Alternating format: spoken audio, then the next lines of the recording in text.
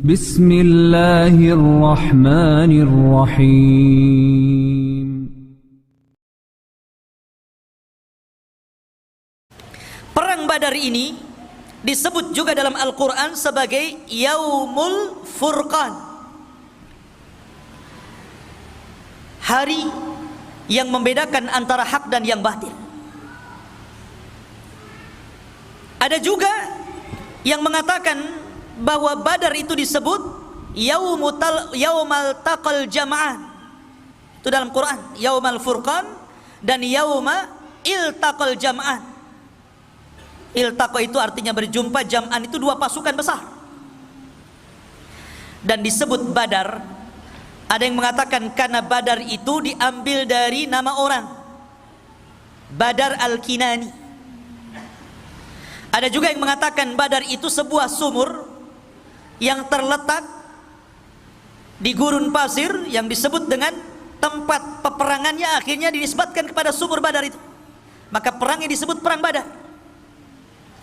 Ada juga yang mengatakan karena daerah Badar itu dia seperti sumur melingkar, makanya kemudian disebut Badar, dan perangnya disebut perang Badar. Perang Badar ini ikhwan terjadi pada tanggal 17 bulan Ramadan. Subhanallah, bulan yang penuh berkah ya, bulan yang dibukakan pintu-pintu sorga, bulan yang ditutup seluruh pintu neraka, dan bulan yang setan-setan diikat di situ. Bulan yang penuh berkah. Dan dalam sejarah ada beberapa peperangan yang terjadi di bulan Ramadan. Yang pertama perang Badar, kemudian Fathu Mekah, termasuk juga perang Qadisiyah, pembebasan Baitul Maqdis di zaman Umar ibn Khattab, kemudian perang Tatar, dan semua peperangan yang terjadi di bulan Ramadan Allah menangkan. Ma'asyiral muslimin, perang Badar ini berbeda dengan perang-perang yang lainnya. Kenapa? Karena perang Badar ini sebenarnya tidak ada tujuan perang sama sekali. Nabi tidak ada tujuan perang. Makanya Nabi tidak mencela orang-orang yang tidak ikut dalam peperangan. Nabi itu ketika keluar ke Badar hanya menganjurkan orang-orang yang hadir saja untuk berangkat. Adapun orang yang bekerja di ladang-ladang mereka atau sedang safar, mereka tidak diwajibkan untuk ikut dalam peperangan, karena memang tujuannya bukan perang. Tujuannya hanya untuk merampas kafilah dagangnya Abi Sufyan yang datang dari Syam menuju Mekah. Itu saja. Kenapa Nabi SAW ingin merampas itu, ingin merampok apa yang ada pada Abi Sufyan? Karena Nabi ingin mengambil haknya kembali. Dahulu Nabi SAW ketika berdakwah di kota Mekah, apa yang terjadi? Dimusuhi, diancam, bahkan hendak dibunuh. Para sahabatnya disiksa, bahkan sahabat juga ada yang dibunuh seperti keluarga Ammar bin Yasir. Maka ketika itulah Allah mengizinkan mereka hijrah. Ketika hijrah, mereka tidak membawa kecuali sehelai baju di badannya. Orang-orang Quraisy merampas harta mereka, merampas rumah mereka, merampas kebun mereka, merampas bisnis mereka. Maka Nabi ingin mengambil haknya kembali. Maka Nabi SAW tidak banyak membawa orang, hanya 314 orang saja. Persis seperti tentara Talut ketika melawan Jalut, persis jumlahnya. Dan perang Talut ketika melawan Jalut pun terjadi di bulan Ramadan, dan jumlahnya sama itu ya. Jumlah tentara Talut 314, jumlah tentara Rasul yang ke Badar sama 314 orang, dengan 2 kuda, hanya 2 kuda saja, dan 3 unta.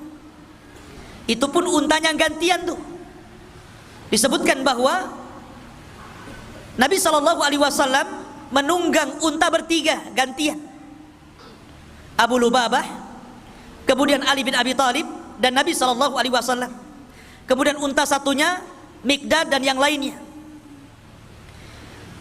Jadi bolak-balik gantian, karena Badar itu cukup jauh juga, berkilo-kilo dari Madinah. Lah ketika itu Nabi SAW justru yang lebih banyak jalan dibandingkan naik. Nah, lihat, Harusnya Nabi itu lebih banyak menunggang dibandingkan berjalan kan? Itulah sosok pemimpin, ikhwan. Ketika itu Ali dan Abu Lubabah malu. Masa Nabi jalan kaki, saya naik unta? Maka kata Ali radhiyallahu an, ya Rasulullah, lebih Anda saja yang naik, kami yang berjalan.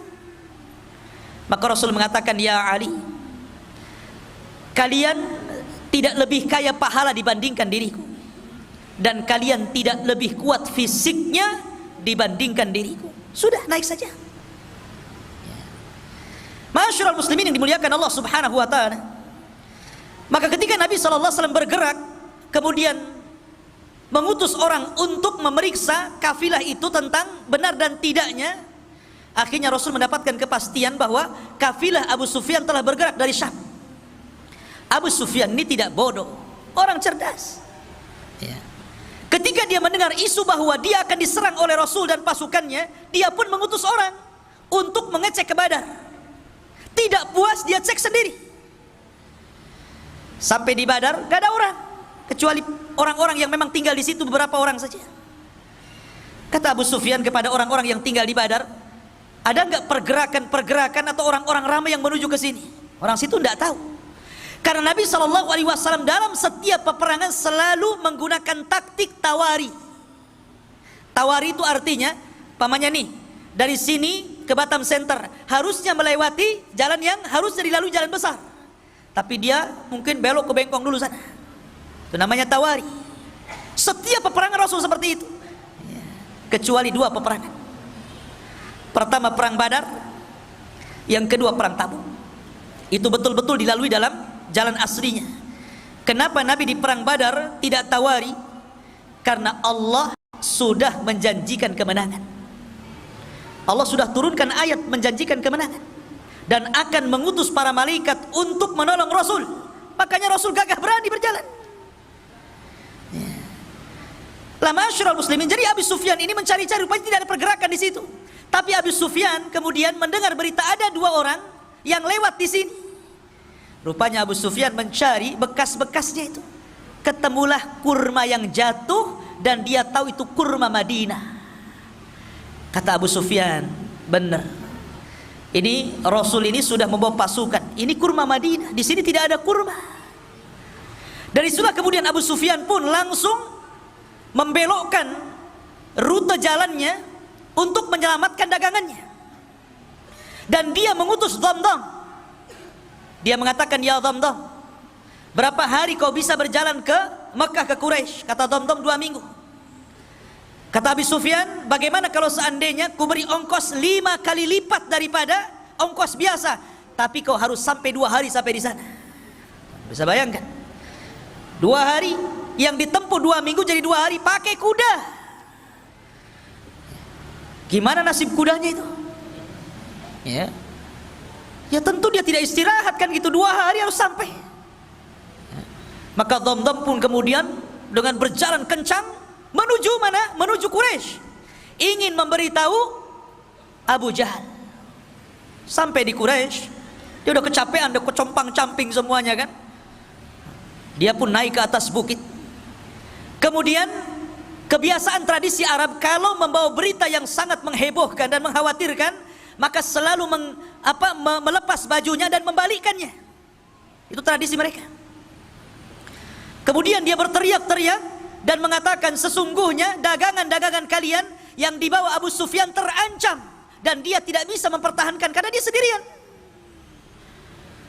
Maka mendengar bahwa harta-harta mereka akan dirampas Rasul dan para sahabatnya, maka Utbah dan Abu Jahal, Fir'aunnya umat ini, langsung bergerak mengumpulkan seluruh orang-orang Quraisy dan memaksa untuk keluar semuanya. Tidak boleh satu pun yang tinggal. Kalaupun dia tidak ikut dalam perang, minimalnya dia harus menggantikan dan membayar orang sebagai gantinya. Ketika itu ada kisah Umayyah ibn Khalaf. Umayyah bin Khalaf ini sudah tua, badannya gemuk. Ya tidak segemuk saya lah ya, gemuk. Dia minta uzur, tidak mau berangkat gitu kan. Kenapa? Karena sebelumnya ada tokoh syair, tukang penyair, tokoh paling hebat, tukang syairnya Arab ya. Dia mengatakan, kalau kalian tetap keluar membantai Muhammad dan pasukannya, sama saja kalian membantai anak dan saudara kalian. Bukankah mereka adalah kerabat-kerabat kalian juga di sini? Lebih baik sudah tinggal di sini. Tapi Abu Jahal mengatakan tidak. Kita akan berangkat, kita akan bunuh Muhammad dan pasukannya. Setelah itu kita akan bernyanyi, kita akan minum khamar, dan kita akan rayakan kemenangannya. Dan tidak ada yang bisa untuk menakut-nakuti Arab setelah ini. Ketika itu Umayyah bin Khalaf, dia minta uzur. Nampaknya saya tidak bisa berangkat nih. Abu Jahal cerdas, ini Umayyah ini pimpinan nih. Kalau dia tidak ikut, kabilahnya bisa tidak ikut.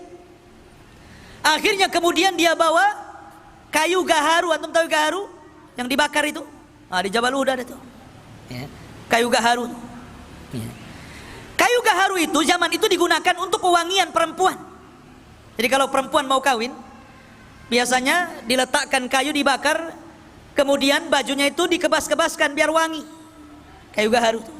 Artinya itu untuk perempuan. Abu Jahal membawa kayu gaharu, diletakkan di depan Umayyah bin Khalaf.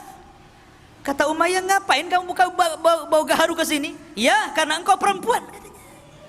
Kalau engkau laki-laki, engkau akan ikut perang. Lihat cerdas. Ya. Akhirnya kemudian bangkit keberaniannya. Kenapa Umayyah itu takut berperang? Karena dia pernah mendengar ramalan dari siapa? Dari kawannya, Sa'd bin Mu'adz. Sa'd bin Mu'adz ini pemimpin Ansar, dan dia berkawan dengan Umayyah di masa jahiliyah, dan di masa Islam pun tetap baik. Jadi ketika Sa'd ibn Mu'adz ini umrah, ingin tawaf gitu kan di Ka'bah, dan dia sudah masuk Islam, Umayyah bin Khalaf ini siap menjamin keamanannya, karena dia tahu siapa ini pembesar orang-orang Ansar, orang-orang Madinah, orang-orang Yathrib. Tapi kemudian ketika ketemu dengan Abu Jahal, tidak suka Abu Jahal, kemudian mengancam untuk membunuhnya. Tapi Sa'ad Ibnu Mu'adz ini mengancam balik Abu Jahal, kalau engkau ingin membunuhku wahai Abu Jahal, ingat, seluruh orang-orang yang berniaga dari Mekah ke Syam, rutenya lewat jalur rute jalanku. Akan kusuruh anak buahmu membantai kamu dan orang-orang yang berdagang ke Syam. Ketika itulah, karena Umayyah tidak membelanya, dia mengatakan, ingat wahai Umayyah, aku pernah mendengar Nabi SAW mengatakan bahwa engkau akan dibunuh. Engkau akan dibunuh. Disitulah dia terkenang dengan ramalan Sa'd bin Mu'adz, makanya dia nggak mau berangkat. Karena dia tahu bahwa tidak mungkin Sa'd ini bicara sembarangan. Tapi cerdas lagi Abu Jahal, biar dia mau perang dibuat kayak gitu kan. Kamu ini perempuan, bukan laki-laki. Kau laki-laki berangkat jihad. Akhirnya bangkit, diajak juga anaknya. Semuanya keluar, kecuali kabilah Bani Adi dan Abu Lahab. Abu Lahab tidak keluar, dan dia menggantikan orang dan membayarnya untuk keluar. Karena itu syaratnya, kalau tidak ikut perang harus ganti orang dan bayar. Keluar semuanya ikhwan, jumlahnya 1000 lebih. Berangkat mereka. Lah Nabi SAW, ikhwah fillah muliakan Allah Subhanahu wa taala, di sisi lain, maka Nabi SAW kemudian mendengar ada pasukan besar yang digerakkan oleh para pembesar Quraisy, sementara Rasul ini nggak ada persiapan, bukan mau perang kok. Mereka hanya untuk menghadang kafilah Abu Sufyan, sehingga peralatan perang juga ala kadarnya, persiapan juga ala kadarnya, tidak punya pengalaman perang.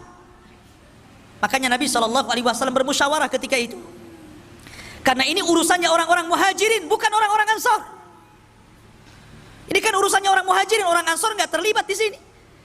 Nabi itu kan ingin mengambil hak orang-orang muhajirin, orang Ansar nggak ada urusan di sini. Tapi orang Ansar itu solidaritasnya luar biasa, ukhuwahnya luar biasa. Makanya dia mengirim pasukan jauh lebih besar dibandingkan muhajirin. Muhajirin 80 orang saja, lebihnya orang Ansar dari 314 itu. Luar biasa.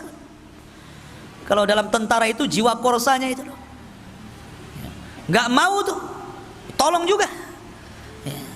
Maka Rasul mengatakan kepada orang-orang Ansar, wahai orang-orang Ansar, ini perkara muhajirin, tapi musuh di depan kita ini macam mana? Seolah-olah Rasul SAW mengisyaratkan agar mereka ikut bergabung. Ketika itulah pemimpin Ansar tegak namanya Sa'd bin Mu'adz, yang ketika kematiannya arsy Allah guncang, 70.000 malaikat turun. Dia bangkit dan mengatakan, ya Rasulullah, perintahkan sesukamu, kami akan melakukan apapun kehendakmu. Oh, senang Rasul, ada dukungan orang-orang Ansar. Dari sini Nabi SAW masih khawatir. Bagaimanapun manusiawi, ikhwan, Rasul itu bukan malaikat. Kalau Rasul malaikat, susah antum niru dia. Malaikat nggak kawin, antum pengen kawin. Ya. Malaikat nggak punya anak, antum punya anak. Malaikat nggak makan, antum 3 piring 4 piring sehari. Ya. Malaikat tidak kencing, tidak berak. Malaikat itu berbeda dengan makhluk. Makanya Rasul itu manusia. Jadi ada sisi kemanusiaannya. Rasa takut itu wajar. Takut kalah. Karena melihat bahwa pasukan orang Quraisy itu besar dan pasukan dia sedikit. Ya. Maka Nabi SAW berdoa tengah malam. Kemudian dia menagih, seolah-olah menagih janji Allah Subhanahu wa ta'ala. Allahumma wa'daka alladhi wa'adtani ya Rabb. Mana janjimu yang kau janjikan kepada aku? Terus Nabi SAW seperti anak kecil meminta kepada orang tuanya. Boleh hifid doa, mengeluh, merengek kepada Allah Subhanahu wa ta'ala akan janji yang Allah janjikan kepadanya. Sampai saking khusyuknya Rasul berdoa dan menangis, ridanya terbang, diambil Abu Bakar dan mengatakan, yakfika ya Rasulullah, cukup Rasul, cukup sudah. Maka Rasul mengatakan, Allahumma intahlik hadhil isabah falan tu'bad abada. Ya Rabb, kalau kau hancurkan kelompok yang sedikit ini, maka engkau tidak akan ada yang menyembah lagi di permukaan bumi. Dari sini menunjukkan bahwa perang Badar itu penentu antara hak dan yang batil, penentu berjalannya agama atau tidak. Makanya saya katakan di awal, kalaulah Allah tidak memenangkan dalam perang Badar, antum tidak mungkin ada di sini. Dan tidak mungkin antum beragama Islam. Mungkin antum sudah para penyembah berhala seperti orang-orang Quraisy. Ya kan? Masyarul muslimin yang dimuliakan Allah Subhanahu wa taala. Dari situlah kemudian Nabi SAW diwahyukan dan dijanjikan dengan apa? Dengan 1000 malaikat akan diturunkan. Kemudian Allah Subhanahu wa taala janjikan lagi, in tattaqu wa tasbiru, kalau engkau bertakwa dan terus bersabar, yumdidkum bisalasati alafin minal malaikah, ku tambah lagi 3.000, 4.000 jadinya. Kemudian di hari peperangan Allah kirim 5.000 pasukan malaikat dipimpin Jibril dan sahabat dipimpin Rasul. Coba kalau peperangan ini para sahabat dipimpin Nabi, sementara malaikat dipimpin Jibril, siapa yang bisa mengalahkan perang ini? Ini malaikat ikut campur masalahnya. Lain dengan perang Uhud. Sebenarnya perang Uhud itu malaikat akan membantu, cuman karena ada kesalahan dari kalangan para sahabat menentang perintah Rasul, jadi terjadi kekalahan. Tapi perang Badar ini semua taat kepada Rasul. Lah makanya ikhwah fillah muliakan Allah Subhanahu wa taala, ketika pada hari yang ditentukan inilah, maka Nabi SAW ketika itu memilih tokoh-tokoh untuk menjadi pemimpin perang. Di antaranya Raisul Am, ya tentu Nabi SAW, pemimpin umumnya. Kemudian di sana ada pemimpin di bawah beliau namanya Mus'ab ibn Umair al-Badri al-Qurashi. Kemudian dari kalangan muhajirin dibentuk lagi kelompok-kelompok kecil dan dipimpin Ali bin Abi Thalib. Dan dari kalangan Ansar dipimpin oleh pemimpinnya sendiri Sa'd bin Mu'adz. Dan dibuat bersop-sop. Rasul membuat taktik perang yang tidak dikenal orang-orang Arab. Siapa yang mengajarkan? Allah yang mengajarkan. Ya. Bahkan Nabi SAW sebelum berperang itu membariskan saf seperti Anda dalam sholat. Bagaimana Anda dalam sholat? Tentu antum akan baris kan? Akan merapatkan safnya. Ya. Saf sholat gimana? Tumit dengan tumit berjumpa, bahu dengan bahu berjumpa. Makanya kalau sholat itu kaki jangan terlalu meregang, nanti bahunya nggak ketemu. Harus sama, jadi bahunya ketemu, tumitnya juga ketemu. Itu namanya merapatkan saf dan meluruskannya. Kalau seperti itu pasti lurus tuh safnya. Ini mah enggak ya, imamnya ngomong apa?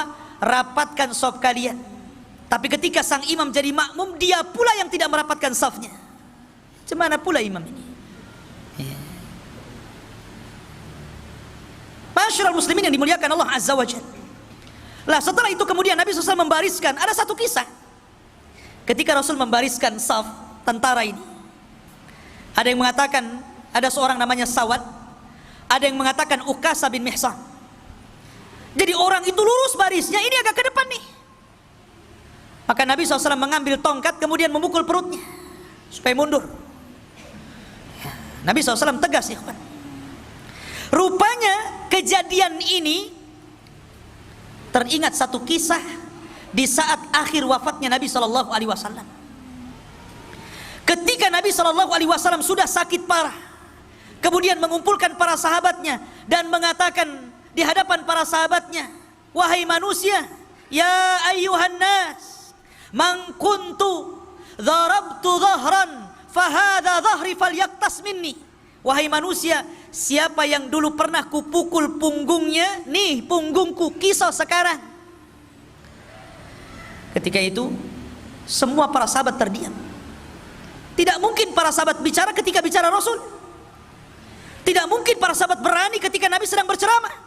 Tiba-tiba ada seorang sahabat bangkit kemudian mengatakan, ana ya Rasulullah, ma dumta talabtal qasas fa ana aqtas ming. Selama engkau menuntut kisah, saya ingin mengkisas dirimu. Wih, semua melihat sahabat ini. Kurang ngajar nih sahabat ini. Ya. Nabi sudah sakit, tiba-tiba bangkit kemudian mengatakan seperti itu. Ali datang, ya Rasulullah, biar saya yang dipukul. Abbas datang mengatakan, ya Rasulullah, biar saya yang dipukul. Kata Rasul, diam, biar dia kisos aku. Rupanya laki-laki itu namanya Ukasha bin Mihsan, yang tadi itu di perang Badar dipukul itu. Dia minta kisos dia. Ya. Maka kemudian Ukasha datang kepada Rasul. Rasul kaget, kenapa? Ini Ukasha. Ukasha ini siapa? Satu di antara sahabat yang dimasukkan dalam 70.000 orang yang masuk surga tanpa hisab dan azab.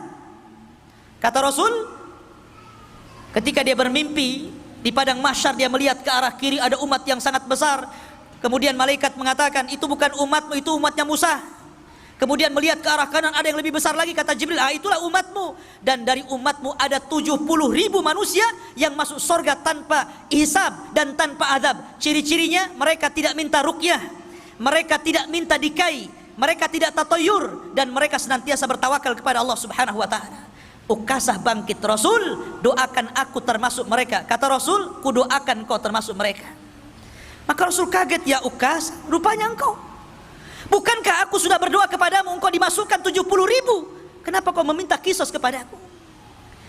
Maka Ukasha mengatakan, engkau yang meminta. Bukankah engkau yang meminta, wahai Rasul? Maka saya ingin mengkisos diri. Maka Rasul mengatakan, ambilkan tongkat, berikan kepadanya. Maka Ukasha dengan gemetaran mengambil tongkat. Kata Ukasha, Rasul, waktu kau pukul diriku, aku nggak pakai baju. Maka kamu harus melepas baju. Makin lagi marah sahabat ini kan. Ya apa ini Ukasha ini? Ya. Akhirnya Nabi SAW melepas bajunya. Ya. Sudah hampir goyang. Sahabat dah tegang itu ya kan. Digoyang-goyang kan tegak tuh, tegang semuanya. Ini betul tak betul lah kan gitu. Maka dilemparlah tongkat itu langsung memeluk perut Nabi SAW dan mengatakan, ya Rasulullah, aku ingin menjadi orang yang terakhir yang bersentuhan kulitku dengan kulitmu. Ukasha bin Mihsan. Jadi Nabi merapihkan saf dalam perang Badar itu. Ya. Ma'asyiral muslimin yang dimuliakan Allah Subhanahu wa ta'ala. Maka dalam tradisi jahiliyah, dalam tradisi perang orang-orang dulu, sebelum berperang ada istilah mubarazah namanya. Mubarazah itu lawan tanding. Nih jagoanku, mana jagoanmu. Begitulah perang dulu. Ya. Lah ketika itu orang-orang Quraisy mengeluarkan jagoan-jagoan mereka dan menantang jagoan-jagoan Nabi SAW. Maka ketika itu dikeluarkanlah Utbah bin Rabi'ah, orang yang paling benci kepada Rasul. Kemudian saudaranya Syaibah bin Rabi'ah. Kemudian anaknya Utbah juga, Al-Walid ibn Utbah bin Rabi'ah. Ini orang sangar-sangar nih, orang-orang garang-garang dari Quraisy. Mereka orang-orang yang paling jahat. Kemudian Nabi SAW mengeluarkan 3 orang Ansar, tapi ditolaknya dan mengatakan, kami tidak ada urusan dengan orang Ansar. Kami ingin keluarkan jagoan kalian dari Muhajirin. Maka Nabi SAW ketika itu memilih 3 orang. Hamzah, Asadullah, singa Allah, Sayyidus Syuhada, pemimpinnya para syuhada di sorga, dikeluarkan untuk melawan Syaibah bin Rabi'ah. Kemudian Rasul memerintahkan Ali bin Abi Thalib untuk melawan Al-Walid ibn Utbah bin Rabi'ah. Kemudian Rasul mengeluarkan Ubaidah ibnul Harith dan melawan Utbah bin Rabi'ah. Maka terjadilah pergulatan hebat. Hamzah, Asadullah, sekali tebas saja matilah Syaibah. Kemudian melihat Ali kewalahan melawan Utbah, dibantunya ditebas lagi, meninggal Utbah. Kemudian Al-Walid ibn Utbah juga meninggal di tangan Ali. Cuman Ubaidah ibn al-Haris ketika dia bergulat dengan Utbah ini memang agak sengit, saling bacok-bacokan ya, kayak orang carok gitu ya. Sehingga lukanya ini menjadikan dia tidak tahan lama hidup. Kemudian dia meninggal dan Rasul mengatakan, asyhadu annaka syahid ya Ubaidah, saya bersaksi engkau telah menjadi syahid. Maka ketika jagoan-jagoan mereka kalah dan meninggal, marah Abu Jahal. Dari setelah kemudian Abu Jahal menggerakkan pasukannya. Mereka tidak paham bagaimana Allah sudah mengajarkan taktik perang.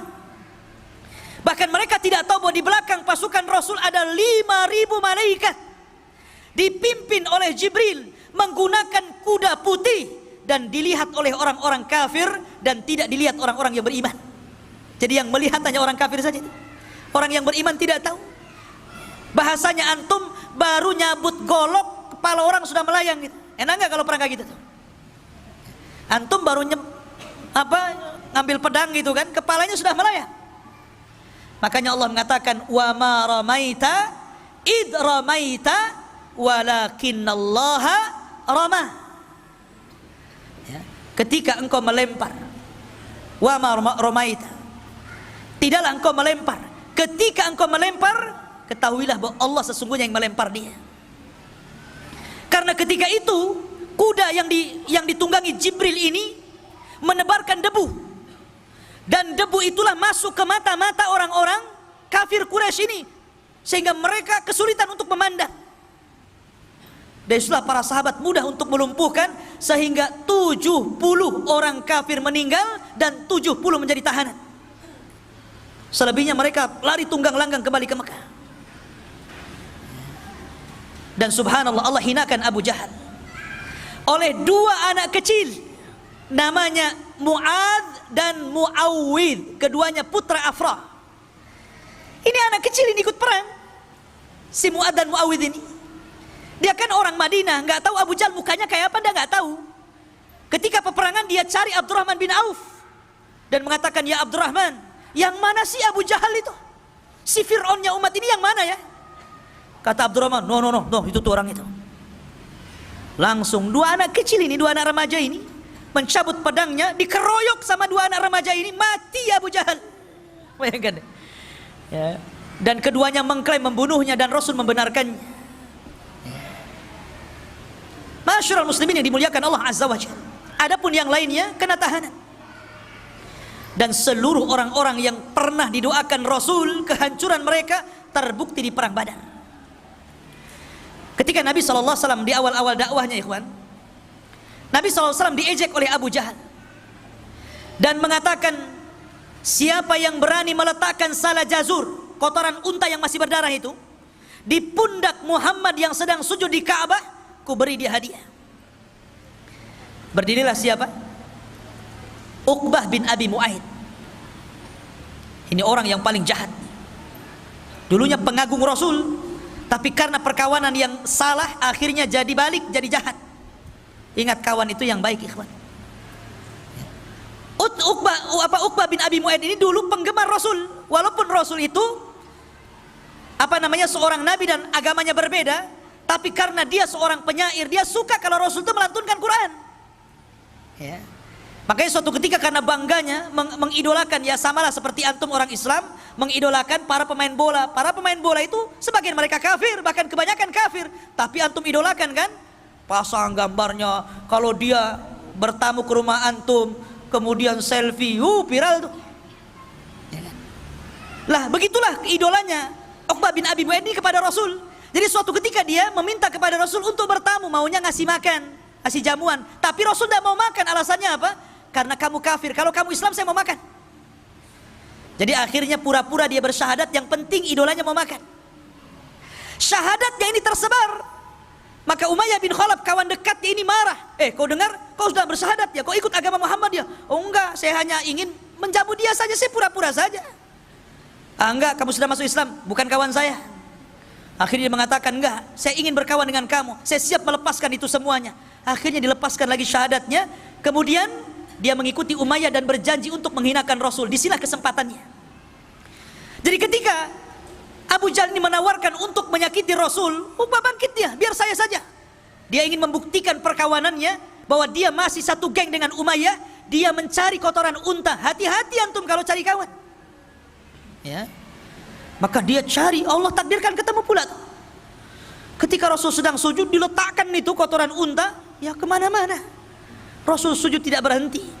Fatimah datang yang masih kecil, menangis melihat bapaknya dihinakan, kemudian dibersihkan. Kemudian mengatakan, ya abi, wahai bapakku, ud'u ala haula, doakan kehancuran kepada mereka. Maka Rasul pun mulai mendoakan kehancuran satu persatu. Dan semua orang yang didoakan Rasul ketika itu terbukti di perang Badar. Semua orang yang tertawa mengejek Rasul ketika Uqbah bin Abi Mu'ayth menghina Rasul, semuanya terbunuh di perang Badar. Ma'asyiral muslimin yang dimuliakan Allah Subhanahu wa taala. Lah ketika itu Nabi sallallahu alaihi wasallam dan para sahabatnya berhasil mengalahkan dan memukul mundur orang-orang kafir Quraisy. Ma'asyiral muslimin yang dimuliakan Allah Subhanahu wa taala. Ada satu kisah yang menarik. Kita tahu bahwa salah satu paman Rasul namanya Abbas. Abbas ini sebenarnya ada yang mengatakan dia sudah masuk Islam, cuman disembunyikan keislamannya, tapi masih tinggal di Mekah karena dia melihat keluarganya ada di situ. Ada yang mengatakan dia tidak masuk Islam, tetapi walaupun demikian dia menganggap Rasul adalah kerabatnya, keluarganya, tidak mungkin dia memerangi. Tapi karena dipaksa oleh orang-orang Quraisy, akhirnya berangkat juga dia. Nabi SAW ketika itu mewanti-wanti kepada para sahabatnya, kalian kalau dalam peperangan berjumpa dengan pamanku Abbas, jangan kalian bunuh. Abu Hudzaifah ketika itu tidak terima dan mengatakan, ya Rasulullah, mereka akan membunuh anak-anak kita, mereka akan membunuh saudara-saudara kita dan keluarga kita. Kenapa kita tidak boleh membunuh Abbas? Maka Umar bin Khattab radhiyallahu anhu marah karena Abu Hudzaifah ini tidak mendengar apa yang diperintahkan Rasul. Apa kata Umar? Ya Rasulullah, da'ni adrib unuqa fa innahu munafik. Rasul, sebelum perang ku tebas saja lehernya Abu Hudzaifah, dia munafik dia. Ya. Maunya Umar itu kalau Rasul yang perintahkan sami'na wa ata'na. Itulah para sahabat. Begitulah para sahabat. Ya. Makanya ketika itu para sahabat Rasul ketika hendak bergerak ke perang Badar, mereka mengatakan, ya Rasulullah, jangan samakan kami dengan Bani Israel yang mengatakan kepada Musa, idhab anta wa rabbuka faqatila, berangkat engkau dengan Tuhanmu berperang berdua saja, jangan ikutkan kami. Kami tidak seperti itu. Kalau engkau mengatakan berperang, maka kami siap berperang. Itulah para sahabat. Maka ketika itu dari 70 tawanan, kan 70 mati, dan dari kalangan orang-orang kaum muslimin tidak banyak, kurang dari 10 orang saja yang meninggal dunia, yang syahid. Tapi dari kalangan orang-orang Quraisy 70 meninggal dan 70 menjadi tawanan. Lah tawanan ini salah satunya yang ditawan siapa? Abbas. Ini kena tawan nih. Ketika itu orang Ansor mengaku dan mengatakan, ya Rasulullah, aku yang menawannya. Kata Abbas, diam kau bodoh, bukan kamu yang menawan. Yang menawanku adalah seorang laki-laki yang berpenampilan aneh, pakai kuda putih, kemudian pakaiannya putih. Maka Rasul mengatakan, ya Abbas, itulah malaikat. Yang menawanmu adalah malaikat. Lah ma'asyiral muslimin yang dimuliakan Allah Azza wa Jalla, akhirnya kemudian Abbas ini dirantai, sebagai tawanan dirantai, tidak boleh lepas lagi, nanti kabur dia kalau nggak dirantai. Ya, yang dijeruji saja bisa manjat, apalagi di rantai saja kan. Abbas ini karena kesakitan, karena namanya dirantai gitu kan, kesakitan. Jadi tengah malam dia, namanya orang kesakitan pasti akan yasruh, ya, pasti akan mengeluarkan suara sakit, aduh gitu kan. Lah Rasul ini mendengar suara aduhnya Abbas bin Abdul Muttalib. Namanya pamannya sendiri dan dia sudah dianggap keluarga paling dekat, paman yang dicintai. Dia tidak tahan dengan suara yang keluar dari lisan Abbas yang kesakitan itu, sehingga dia tidak tidur sama sekali. Dia sedih melihat Abbas. Tapi Nabi SAW seorang manusia yang adil, ikhwan, yang sangat adil, dan keadilannya harus dicontoh oleh seluruh para pemimpin yang hendak jadi pemimpin. Walaupun dia pamannya, tidak lantas kemudian karena dia kesakitan dia datang, "Dah kamu itu paman saya lepas saja," kan begitu. Enggak, dibiarkan. Cuman Rasul merasa merana saja. Di pagi harinya itulah dia mengumpulkan para sahabat Rasul. Kemudian dia berceramah, "Demi Allah, semalam aku mendengar suara Abbas kesakitan dan aku tidak tenang dan aku tidak tidur sampai hari ini." Maka melihat kesedihan Nabi SAW, sahabat mengatakan, "Ya Rasulullah, kalau memang engkau berkehendak untuk kami memaafkannya, kami akan maafkan dia. Kalau engkau berkehendak, engkau ingin melepaskan dia, kami lepaskan." Tuh lihat para sahabat, bagaimana memahami perasaan Nabi SAW. Tetapi Nabi SAW sekali lagi adalah manusia yang adil, tidak mungkin dia lepaskan tawanan. Jangankan lagi Abbas, ketika ada seorang wanita dari Makhzumiyah mencuri, kemudian didatangkan kepada Nabi SAW, Ali datang kepada Rasul, "Ya Rasul, maafkan sajalah wanita itu." Kemudian Abbas juga datang, "Ya Rasul, maafkan saja." Akhirnya sampai meminta Usama yang lembut, anak angkat Rasul, biar Rasul maafkannya. Tapi Rasul mengatakan, "Ayyuhan nas, aimullah, lau kana Fatimatu bintu Muhammadin saraqat laqata'tu yadah." Wahai manusia, demi Allah, kalaulah putriku Fatimah bintu Muhammad mencuri, aku yang akan potong tangannya. Lihat bagaimana keadilan Rasul. Makanya kemudian mengatakan kepada Usama, "Ya Usama, jangan kau uji diriku ya. Sesungguhnya hancurnya umat terdahulu apabila orang-orang mulia mencuri, maka ditinggalkan hukum hudud. Tapi apabila orang-orang lemah yang mencuri, maka mereka menegakkan hukum hudud." Rupanya sabda Rasul ini menjadi kenyataan hari ini. Kalau para pejabat yang mencuri, para koruptor-koruptor itu enaknya penjaranya jaga enak. Enak nggak tuh penjaranya itu? Enak gitu kan. Tapi coba kalau yang nyuri itu orang-orang rendah gitu, nyuri nasi bungkus dikejar, dibakar sama ban. Masyarul muslimin yang dimuliakan Allah Subhanahu wa ta'ala. Intinya bahwa Nabi SAW membiarkan Abbas, kata Rasul, tidak, biarkan dia terikat. Dan jangan lepaskan siapapun kecuali dia bayar tebusan. Walaupun Abbas, dia harus bayar tebusan. Itulah keadilan, harus ditegakkan, tetap harus ditegakkan, tidak bisa. Ya. Masyarul muslimin yang dimuliakan Allah Subhanahu wa ta'ala. Adapun Al-Haris ini saudara Abu Jahal, dia lari. Padahal Al-Haris ini orang yang paling berani di kota Makkah, orang yang paling kuat dia. Tapi dia melihat peperangan yang rasanya tidak mungkin menang. Lari dia, ketakutan. Maka dikejar oleh Hasan ibn Thabit, seorang penyair Rasul, kondang penyair Rasul. Ya, penyair karena di zaman itu media dengan syair. Belum ada YouTube, belum ada Instagram, belum ada WA, nggak ada. Pakai syair. Dikejar sama Hasan, kemudian Al-Haris pun dibunuh di tengah jalan. Ya. Adapun Umayyah bin Khalaf lain lagi ceritanya. Umayyah bin Khalaf ini kawannya Abdurrahman bin Auf, baik dalam semasa jahiliyah ataupun ketika Abdurrahman bin Auf sudah masuk Islam, itu masih berkawan tuh, masih rekan bisnis. Ya, antara Umayyah bin Khalaf dengan siapa? Dengan Abdurrahman bin Auf. Tapi Umayyah ini tidak suka memanggil Abdurrahman. Dulu Abdurrahman bin Auf itu namanya Abduddar namanya. Setelah dia masuk Islam, diganti namanya menjadi Abdurrahman. Orang-orang musyrik Arab itu tidak suka dengan nama Abdurrahman. Makanya dia mengatakan kepada Abdurrahman, "Ya Abduddar." Tapi Abdurrahman tidak mau nengok, nggak suka nama itu nama jahiliyah. Makanya antum kalau punya nama yang tidak bermakna, apalagi namanya aneh-aneh gitu kan, ada namanya Jahannam gitu kan, apa ini antum kasih nama Jahannam? Gantilah. Ya. Jadi dia nggak suka. Akhirnya kemudian kata Umayyah, "Wahai Abduddar, Kalau aku panggil dirimu Abdul Dar, kau tidak suka. Tapi kalau engkau berkehendak dipanggil Abdurrahman, aku yang tak suka. Ya. Sekarang ku panggil saja dirimu Abdul Ilah. Baru kemudian karena disebut Abdul Ilah, Abdurrahman menengok. Ya, ada apa wahai Umayyah? Umayyah ini tahanan masalahnya. Ya kan? Kata Umayyah, ya Abdurrahman, kita kan sudah berkawan, sudah CS lah kita ini. Tolong lindungi aku. Kita ini berkawan semasa jahiliyah, kawan bisnis. Maka kemudian Abdurrahman melihat kasihan kepada Umayyah.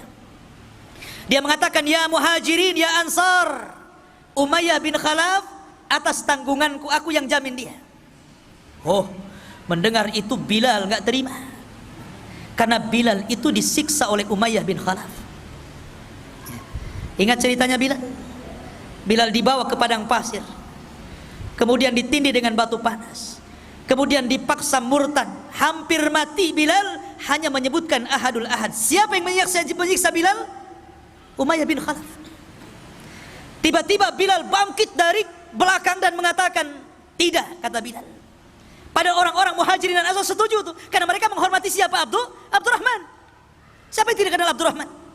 Tapi Bilal bangkit dan mengatakan, inna jauta gimana? Laula najauta fala najah. Kalau seandainya engkau ingin selamat, maka engkau tidak akan selamat. Kalau seandainya engkau ingin selamat, engkau tidak akan selamat. Maka ketika itu seluruh para sahabat melihat Bilal. Ketika itu Bilal mengacungkan pedang.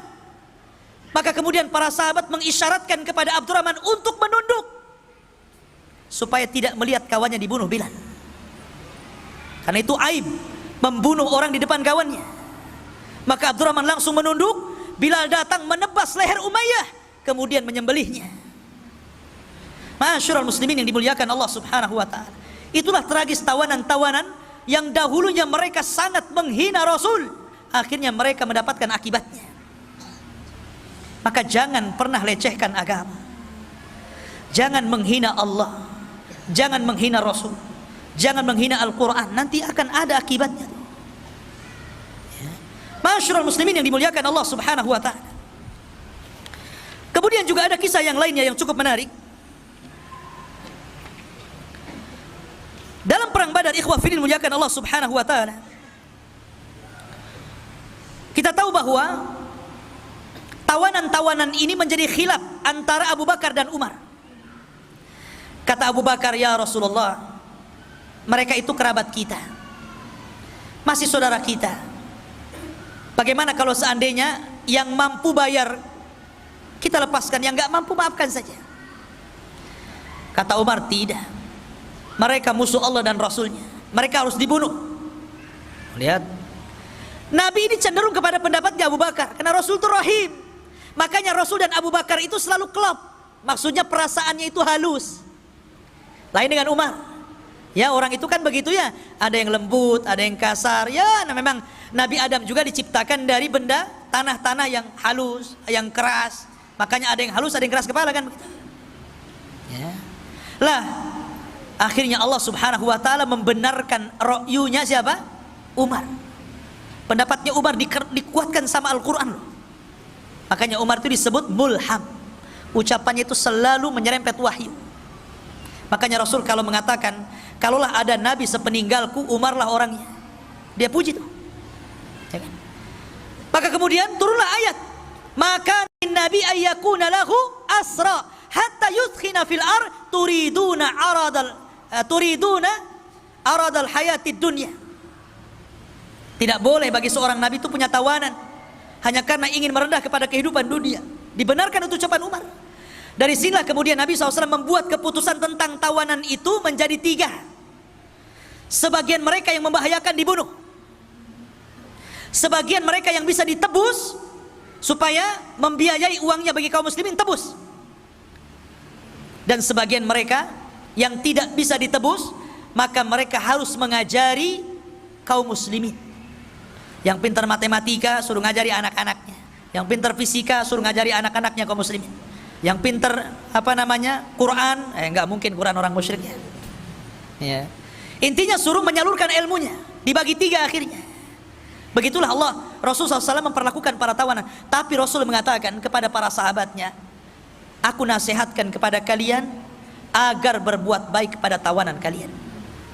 Lihat bagaimana kita lihat sekarang ketika orang-orang kafir menawan kaum muslimin. Kita lihat di media-media mas bagaimana mereka disiksa habis-habisan kan? Terkadang mati meninggal di penjara. Tapi Islam tidak demikian. Islam itu dinur rahmah, ikhwan. Kata Rasul, saya wasiatkan kepada kalian agar berbuat baik kepada tawanan kalian. Antum ingat kisahnya Sumamah bin Asal. Dia kena tawan tuh. Ya. Dia kena tawan oleh pasukan Rasul, dibawa ke hadapan Rasul. Kata Rasul, ikat dia di masjid. Dari sini menurut ulama fikih mengatakan bolehnya orang junub duduk di masjid. Karena Sumamah bin Asal ini orang kafir, tentu tidak pernah mandi junub. Orang kafir mandi junub enggak? Enggak mungkin orang kafir mandi junub. Artinya bahwa orang kafir pasti junub kan? Tapi oleh Rasul diikat di masjid 3 hari lagi. Kalau memang orang junub tidak boleh di masjid, tentu Rasul akan ikat di luar masjid kan? 3 hari. Setiap hari Rasul menawarkan Islam. Dan Rasul memperlakukan Sumamah dengan baik. Para sahabatnya juga dengan baik, bicaranya lembut. Dari situlah Sumamah melihat bagaimana akhlak Rasul dan para sahabat. Karena 3 hari tidak mau masuk Islam, dilepaskan sama Rasul. Kenapa? Karena Sumamah bin Asal ini adalah pemimpinnya Yamamah. Dan Yamamah itu adalah penghasil gandum terbesar yang memasok gandumnya ke Quraisy. Ini kalau dibunuh bahaya. Ya, makanya dilepas. Sepanjang jalan Sumamah ini mikir, kok beda agamanya dengan agama yang saya anu, lebih indah, lebih somea, lebih sopan, baik. Balik lagi dia, kemudian mengislamkan dirinya, asyhadu an la ilaha illallah wa asyhadu anna Muhammadar Rasulullah. Lihat, kan dia bisa aja pulang kan, balik lagi masuk Islam dia. Itulah bagaimana Rasul memperhatikan tawanan dengan baik. Akhirnya Rasul mengajarkan bagaimana cara umrah. Mendengar Sumamah ini masuk Islam, orang Quraisy marah tuh. Ketika dia umrah hampir panah-panah menghadang dia. Kata Sumamah, coba-coba kalian panah saya, ku stop gandum kepada kalian, kelaparan kalian. Akhirnya betul di stop betul. Habis umrah dia pulang, dia stop. Kata Sumamah, aku baru akan ngirim gandum kepada kalian kalau ada izin dari Nabi SAW. Akhirnya berbulan-bulan mereka nggak ada makanan, datang minta izin agar dilepaskan, akhirnya dikirim lagi. Lah ini ikhwafin muliakan Allah Subhanahu wa taala. Bagaimana Rasulullah SAW memperhatikan tawanan. Maka perang Badar ini luar biasa banyak pelajaran yang kita bisa petik. Salah satunya ikhwafin muliakan Allah Subhanahu wa taala, bahwa dalam perang ini di mana Allah Subhanahu wa taala memuliakan agama ini karena mereka memuliakan Allah dan Rasulnya. Mereka taat dengan Allah dan Rasulnya. Mereka ikut berperang bersama Nabi SAW. Kemudian yang kedua, kalaulah Allah Subhanahu wa taala tidak menolong dalam perang Badar ini, tentu kita tidak pernah beragama Islam lagi. Dan ini nikmat yang sangat besar. Makanya Badar itu perang pertama dalam Islam. Perang pertama yang menentukan hak dan yang batil. Perang pertama disembah dan tidaknya Allah. Dan perang yang menentukan tegaknya la ilaha illallah. Itulah perang Badar. Makanya kenapa ikhwah fillah muliakan Allah Subhanahu wa taala, perang ini luar biasa. Kalau kita petik sedikit demi sedikit pelajaran dari perang Badar ini, luar biasa. Banyak pelajaran yang kita bisa petik. Cuman sayang memang waktu yang sangat singkat sehingga kita hanya mengambil cuplikan-cuplikan kisah bagaimana keberanian Rasul dan juga para sahabat Nabi sallallahu alaihi wasallam. Ini saya bisa sampaikan. Ada pertanyaan di sini?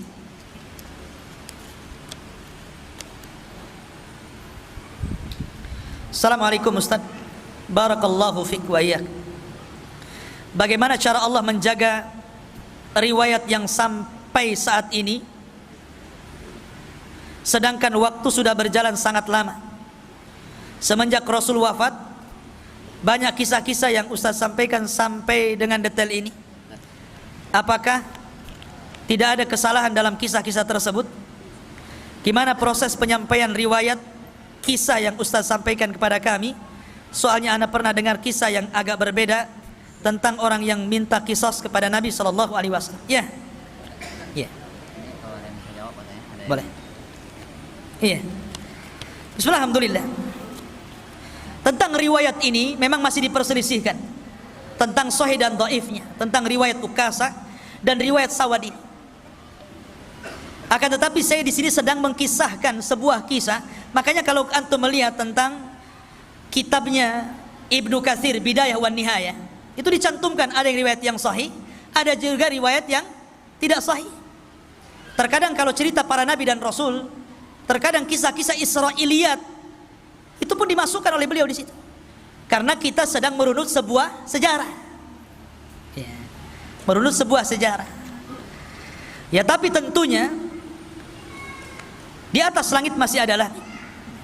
Kalaupun seandainya yang saya sampaikan kemudian antum mendapatkan ada riwayat yang sahih, mungkin riwayat yang saya sampaikan dhaif, alhamdulillah, itu menjadi sebuah tambahan ilmu untuk antum.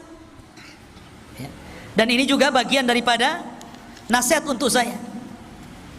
Tapi karena di sini makomnya sedang berkisah, tentu kita akan merangkai kisah itu sebagaimana runutan kisahnya supaya enak didengar dan tahu gambarannya seperti apa. Kalau kita mengkisahkan sesuai dengan hadis-hadis terputus-putus, tentu antum dengarnya juga nggak enak kan gitu. Antum sedang mensyarah sebuah hadis jadinya, bukan sedang mengkisahkan sebuah kisah. Beda ya. Kalau kita belajar hadis, ya tentu kita akan cek dulu tentang riwayatnya ini, namanya apa namanya, kesohihan dan tidaknya. Bagaimana hadis ini pandangan para ulama secara hadisiahnya, baru kemudian diambil hukum-hukum fikihnya kan. Tapi di sini saya sedang menceritakan sebuah kisah. Kisah secara umum seperti ini. Lah, untuk memperdalam kisah-kisah ini antum bisa baca lagi di buku-buku seperti Bidayah wan Nihayah Imam Ibnu Katsir, atau dalam kitab Rahiqul Makhtum, ya. Kemudian dalam kitab Ibnu Hisham dan kitab-kitab sejarah yang lainnya. Antum kembangkan. Sebab kalau antum sudah tahu kerangka kisah, itu kalau antum baca, oh ya saya pernah dengar. Ya. Oh seperti ini runutannya. Ya, jadi seperti itu. Sebab kalau seandainya kita ikutkan dengan riwayat-riwayatnya, bagaimana riwayat ini lemah, siapa di dalamnya, kemudian bagaimana pandangan ulama, nggak jadi berkisah ya, jadi mensyarah hadis jadinya. Ya. Wallahu a'lam. Baik, kemudian yang selanjutnya, Ustaz, apakah kami memiliki kesempatan masuk ke dalam golongan 70.000 masuk surga tanpa hisab dan adab? Ya, bisa. Karena Nabi SAW tidak menyebut orangnya, tapi menyebut sifatnya supaya akan ada sampai kiamat dibangkitkan. Yang pertama, sifatnya tidak minta diruqyah, bukan meruqyah atau minta diruqyah, itu tidak boleh. Boleh, tidak ada masalah. Maksudnya tidak minta diruqyah itu kalau tidak darurah. Kecuali kalau darurah, memang antum ini kesurupan atau apa, ada penyakit gitu kan, dan tidak ada jalan kecuali ruqyah, minta ruqyah nggak masalah dan nggak tetap masuk dalam 70.000. Maksudnya itu dia tidak berhajat, tahu-tahu minta diruqyah. Karena kenapa minta diruqyah ini mengeluarkan 70.000 orang yang dijanjikan masuk surga tanpa hisab dan adab? Karena takut mempengaruhi tawakal. Tawakal itu harus kepada Allah. Tapi ketika kemudian antum minta ruqyah, kemudian antum sembuh, nanti antum bergantung kepada ustadz yang meruqyah. Terkadang saking fanatiknya kepada ustadz yang meruqyah, yang ini mantap ustadz ini kalau meruqyah jinnya langsung minggat, yang ini agak seret-seret jinnya. Ya. Jadi tawakalnya kurang. Ya, makanya dilarang. Ya. Kemudian yang kedua, tidak minta kai. Kai itu mengobati dengan besi panas. Orang dulu itu kan kalau kena bacok pedang, zaman sekarang kan kalau kena luka kan banyak, ada betadin, ada ini, ada itu kan. Adalah supaya tidak tetanus kan gitu. Zaman dulu kan nggak ada obat-obatan kayak gitu. Maka supaya tidak membusuk, bekas lukanya itu ditancap besi panas. Sama dengan orang yang menghilangkan tato dengan setrika gitu kan. Zaman dulu kan begitu ya. Zaman dulu itu takut kalau punya tato ditangkap masalahnya. Nah, kemudian terkadang mereka disetrika kan, nggak boleh gitu. Kenapa nggak boleh? Karena dikhawatirkan rasa takutnya melebihi dari rasa takut kepada Allah. Harusnya takut diberikan kepada Allah, jadi takut besi panas jadinya kan. Nah, jadi mengurangi tauhid. Ataupun yang ketiga, tatayur. Antum tidak menjadikan sesuatu yang antum lihat, antum dengar, ya kan? Antum meraba adanya keuntungan atau adanya kerugian dalam sesuatu. Bahasa lain, jangan menganggap sial dengan apa yang antum dengar, antum lihat atau antum rasakan. Namanya tatoyur. Tatoyur itu dari burung. Dulu di zaman jahiliyah kalau mau dagang, mungkin ke arah Syam, tidak ke arah Yaman, maka diterbangkan burung tuh. Kalau burungnya itu ngarah ke Syam, ini beruntung, hoki nih, berangkat nih, burung ini bawa hoki nih. Tapi kalau dia mau berangkat ke Syam, burungnya malah lari ke Yaman, nggak jadi. Ini sial nih. Ini tatoyur namanya. Zaman itu cuman burung saja jadi tatoyur. Zaman sekarang macam-macam orang tatoyur. Yang pakai burung masih ada ya. Kalau tengah malam ada burung gagak, kuak-kuak gitu kan. Wah, ada orang mati katanya. Ya kan? Kalau dulu zaman saya masih kecil gitu ada kupu-kupu besar, kupu-kupu sirama-rama gitu kan. Wah, ada menteri masuk rumah nih. Ya. Kemudian kalau ada suara-suara, tangan nih gatal nih sebelah kanan, wah mau dapat duit katanya. Padahal banyak utang. Ya. Ini tatoyur namanya. Kadang-kadang angka pula disalah-salahkan. Itu tatoyur, itu nggak boleh. Ya. Kemudian yang terakhir tawakal. Dan tawakal itu tauhid yang paling tinggi, tawakal itu. Menyandarkan kepada Allah. Jadi kalau antum punya 4 sifat masuk di sini. Dari 70.000 manusia yang masuk surga tanpa hisab dan adab. Kemudian pertanyaan ketiga, Assalamualaikum warahmatullahi wabarakatuh. Mengapa tawaran perang Badar tidak dijanjikan budak oleh Rasul? Bukankah tawanan perang diperbolehkan menjadi budak? Mohon penjelasan. Mereka budak tawanan itu. Yang ditebus gak jadi budak lah kan begitu, ditebus. Makanya kata Rasul, seorang anak tidak akan mampu untuk menebus kebaikan orang tua. Walaupun antum bikinkan rumah orang tua itu umpamanya, ya, anggaplah bangunan yang tinggi, flat gitu kan, bangunan yang sangat tinggi. Anggaplah 100 tingkat, saking tingginya sampai mereng begitu kan. Kemudian antum kasih apalagi tanah yang luas, mobil yang mewah, kemudian rumah yang indah. Kemudian antum kasihkan sama orang tua, cukup? Tidak. Tidak bisa. Tidak mungkin antum bisa membalas kebaikan orang tua kecuali satu, kata Rasulullah. Kecuali kalau orang tua antum menjadi tawanan perang, kemudian jadi budak. Antum datang dan menebus, memerdekakan orang tua antum, baru sebanding kebaikannya. Ya. Kalau yang ditebus, bebas dia. Tapi kalau yang tidak ditebus, tidak bebas, dia jadi budak. Makanya suruh ngajari. Ya. Mereka tetap jadi budak. Dan sebab perbudakan dalam Islam itu karena kekafiran. Jadi kalau seandainya perang nih, muslim sama kafir, perang syar'i, betul-betul perang, jihad, kemudian orang Islam menawan orang kafir, setelah ditawan masuk Islam, tetap budak dia. Beda kalau sebelum ditawan dia masuk Islam, dia tidak budak. Karena dia masuk Islam sebelum ketangkap. Tapi kalau ketangkap kemudian masuk Islam, tetap budak. Makanya Bilal, dia masuk Islam kan, tapi tetap budak. Setelah dimerdekakan Abu Bakar baru tidak budak. Karena sebab perbudakan dalam Islam itu karena kekafiran dia. Ya, itu yang antum harus pahami. Jadi mereka budak.